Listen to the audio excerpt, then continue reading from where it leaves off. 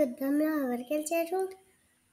యుద్ధంలోన ముందైతే ఎద్దు తన కొమ్ములతో సింహాన్ని ఒక్క విదిలింపు విదిలిస్తుంది. సింహం కింద పడిపోతాడు. కాసేపటికి ఓపిక తెచ్చుకొని ఒక్క దూకు ఎద్దు మీదకు దూకి తన పొట్టని చీలుస్తాడు. అలా ఎద్దు చనిపోతుంది. సింహం గెలుస్తుంది. కానీ సింహం అయితే బాధపడుతూ అక్కడే కూర్చుంటుంది.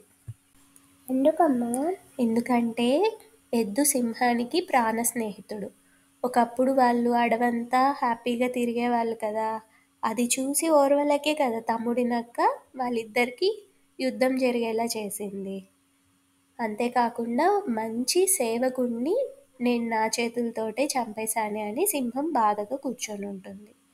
అన్న నక్క ఇదంతా చూసి తట్టుకోలేక తన రాజుని మళ్ళీ తన రాజ్యాన్ని పాలించేలా చేయాలని, ఏడవకండి రాజా, ఇది రాజధర్మము, అంటే శత్రువుల్ని చంపడం అనేది రాజు యొక్క లక్షణము, మీరేమి బాధపడవలేదు అని చెప్తుంది. అప్పటి నుండి సింహం తన అడవిని పరిపాలిస్తూ ఉంటుంది. ఇంకా మంత్రి పదవి కోసమే కదా ఇదంతా చేసింది. తమ్ముడి నక్కని మంత్రిగా పెట్టుకుంటాడు సింహం, జరిగిందంతా తెలియక. కానీ అన్న నక్క అయితే ఎప్పటికప్పుడు తమ్ముడి నక్కని హెచ్చరిస్తూ ఉంటుంది, మళ్ళీ ఇలాంటి తప్పు జరగకూడదు అని. ఇక్కడితో మిత్రభేదం కథలు అయిపోయాయి. అమ్మ, వచ్చే వారం నుంచి మోరల్ స్టోరీస్ చెప్పుకుందామా? ఓకే.